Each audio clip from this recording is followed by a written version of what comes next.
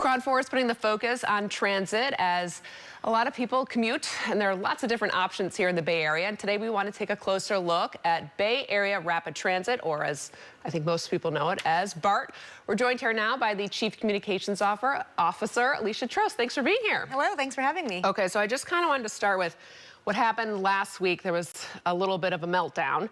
And since then, have you learned anything about what happened there to kind of prevent that from happening again? Because there was some sort of system issue that just shut down everything and no one could use BART for several hours. This was Friday morning? It was Friday morning and we had no service for 4 hours, which is just devastating for the Bay Area. We've identified what devices were involved with the problem, obviously looking to see if we need to replace them. They weren't old equipment. It was just they were not communicating to each other correctly. And once we isolated, it was those devices. We literally disconnected them and restarted the system, and it worked. So yeah, we're definitely doing that deep dive, looking into what happened, make sure that we prevent it again. And why didn't our redundant system work? That's a key question for our staff that the general manager is getting to the bottom of.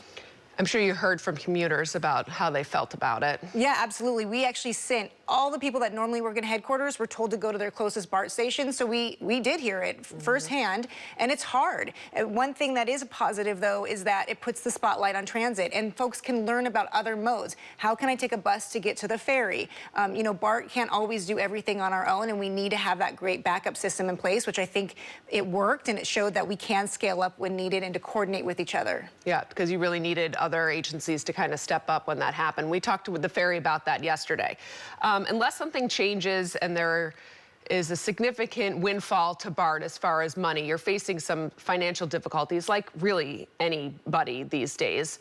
If you continue to run into the issues that you're having, you're thinking that you might have to cut stations, lines, lay off workers, hike fares. There's two different issues that could kind of help raise money for BART. One would be the state budget, and we talked to State Senator Scott Wiener last week about the $2 billion that he's looking. There's also this ballot measure for 2026, but if you kind of go through those issues, cutting lines, losing service, hiking up fares, I mean, you're kind of in a financial straits at the moment. Absolutely. What's going on is most of our riders have returned, but they only take us a few times a week instead of 5 times a week. So our next budget is balanced, and that's because we did cuts and we did cost controls and efficiencies. It's the budget after that we're facing $379 million deficit because we have riders taking fewer trips. So we are in an absolute fiscal cliff crisis. We need new revenue streams. We're very grateful for Senator Scott Wiener and Jesse Arreguín for spearheading this ballot measure. We'll see where that takes us. The BART board has said that they do support that ballot measure. We need funding in order to keep the system going. And you are right. What are the consequences of not having more revenue? It's things like closing 10 stations, running 3 lines instead of 5 lines, putting out way less service. It would be devastating to the Bay Area's economy. And for the people who aren't able to work from home, that are still taking it 5 days a week, they don't have a car, this is the way that they're gonna go. Or they work there and that could be their job on the line. That's very difficult in order to figure out how they would manage that. So is the only way to sort of keep it fiscally responsible is to raise fares, cut service? I mean, with that deficit, if these other things don't happen, I mean, what does that mean for someone who's trying to take a train? Well, we need a new funding model. We've always relied on fares, and that no longer works. It's outdated. We need to be like other systems where there's more subsidies coming in. If that doesn't happen and there's just no extra money, you're right. It comes down to raising fares, possibly 30% fare increases, 30% parking increases for less service, which isn't possible. It's not sustainable. No one would take that service. No one's going to like that. So this is really a critical point and it's not just BART. There's other transit systems in the Bay Area facing Muni, Caltrain, AC Transit. There's been a long time of not funding transit as it should be, especially here in the Bay Area, which goes against all of our values, of course, and California's ambitious climate goals. And so we are having those conversations in DC and in Sacramento to try to get more funding towards transit, because it not only helps, keeping people moving and make sure our air is clean, but it gets people where they need to go, right? These are real people every day that need to go to work and to appointments and to school.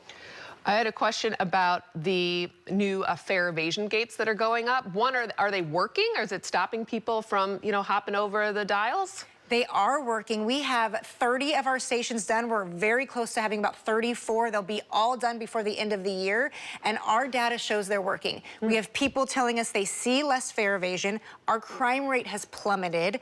The calls for service, like we need this cleanup, this person needs a welfare check, those are down. More people are buying Clipper cards and ridership is up. So clearly they're working. The great thing about them is that BART is no longer a quick escape for somebody that wants to come and commit a crime, because the only way now to fare evade is to piggyback. And you're not going to wait around for someone if you've just committed a crime. So it's sending a very strong message that that kind of criminal behavior is not accepted. We are not your getaway train or to get away quick out of the station, because now we have these new fare gates. You can't jump over them, you can't push through them, you can't go under them.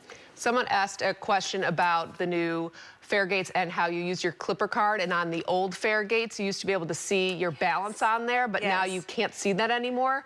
Can that ever come back? So that's something our general manager has asked the vendor to look into. They've told us that now it's going to be like when you go and you pay with your debit card, you know, that never shows you your balance, because now you're going to be able to tap a credit card at BART as soon as the next generation of Clipper rolls out later this year. But our riders love to see their balance, and so how they'll be able to do this is that you'll be able to go on the Clipper app and see it. If you use your phone right now, you'll be able to see it, or you can tag it at any of those machines at BART and you'll be able to see it. But I have to acknowledge that, yeah, our riders want it, and so the general manager is asking the vendor, can we throw some money at this problem? Is there anything to do to fix this? Because people want to see their balance. They're used to it. 50 years of seeing your balance. And then all of a sudden you don't. And now it's not there.